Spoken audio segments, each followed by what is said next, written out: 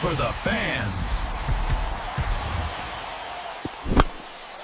The glory for the pinstripes. What if I told you the future of our shortstop position is being decided right now behind closed doors? Insider whispers are growing louder, and the front office is on the verge of a shocking decision that could change everything. You think you know what's going on? You don't. Subscribe now or get left behind on the biggest story of the year. What's going on, Yanks Nation? Welcome back to the channel.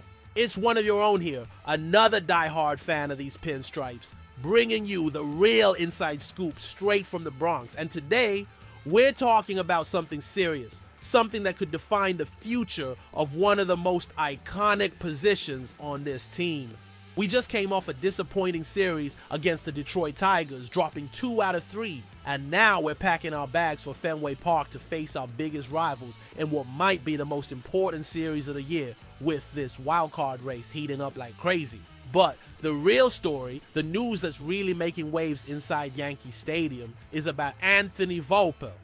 Manager Aaron Boone finally confirmed what a lot of us behind the scenes were already hearing. Our shortstop, the kid who was carrying the hope of being the heir to Derek Jeter, has been playing with a tear in his shoulder, a small tear in his left labrum to be exact. And this ain't new. This injury, this small tear, happened all the way back in May, over 4 months ago. It got worse last Sunday in that tight 4-3 win against the Toronto Blue Jays when he made that diving stop on a ball hit by Isaiah Kiner-Falefa and felt his shoulder go again. On Wednesday, he went ahead and got a cortisone shot, his second one this season, to try and manage the pain and swelling. The first one was during the All-Star break. That tells you everything you need to know about how nagging this thing is. Now, the word is he's likely sidelined for the rest of the regular season and probably into the playoffs, if we even make it there. And this is where the real analysis begins. The question I'm putting on the table, the one that plenty of people inside the organization are asking, is this: why in the world would you let a young player, a future cornerstone, play through an injury like that for so long?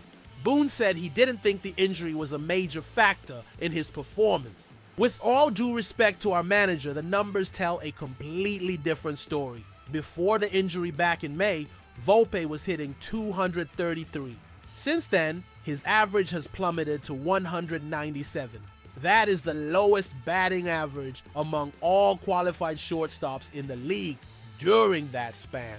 The injury clearly messed with his swing, his confidence, and his ability to produce at the plate.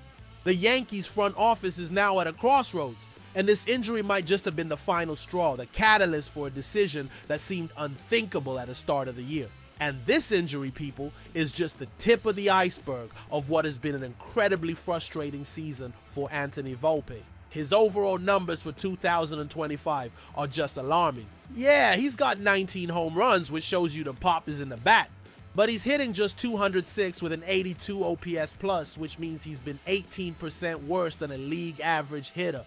On top of that, his plate discipline is a major issue, with a sky-high strikeout rate. And if the offense is struggling, the defense, which was supposed to be his calling card, has also completely fallen apart.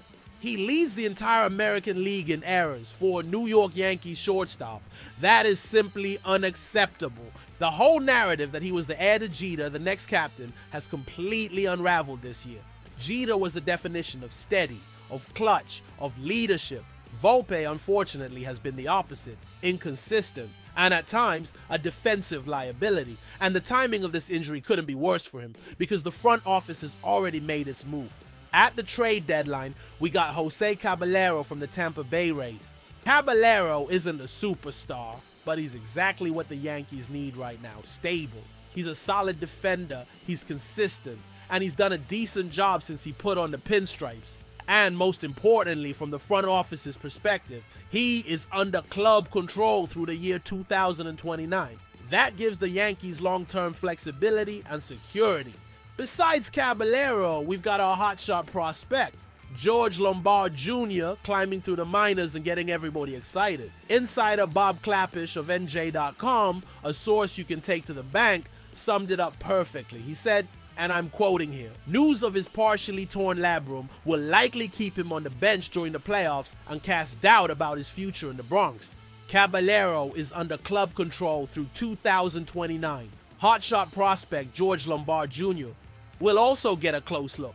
Volpe could be in no man's land, assuming he's even in pinstripes. The combination of the injury, the terrible performance, and the rise of viable options like Caballero and Lombard Jr. creates the perfect storm for Brian Cashman and the front office to move on. The Anthony Volpe experiment, which started with so much hype and hope, might be coming to an abrupt and disappointing end. So here's the bottom line, Yanks Nation. Anthony Volpe's shoulder injury has exposed the deep flaws in his game and has given the front office the perfect reason to reevaluate his future. With Jose Caballero proving to be a safer, cheaper long-term option and a talent like George Lombard Jr. on the horizon, the real estate for Volpe in the Bronx is shrinking fast. Now, I want to hear from you, the bleacher creatures. What's your take on Anthony Volpe's future with the Evil Empire? Do you think the front office should trade him this offseason or give him one more shot in 2026? Drop your thoughts in the comments below. And if you want the fastest news and the deepest analysis on our team, don't mess around. Make sure you subscribe and hit that notification bell. This is your #1 spot for all things Bronx Bombers.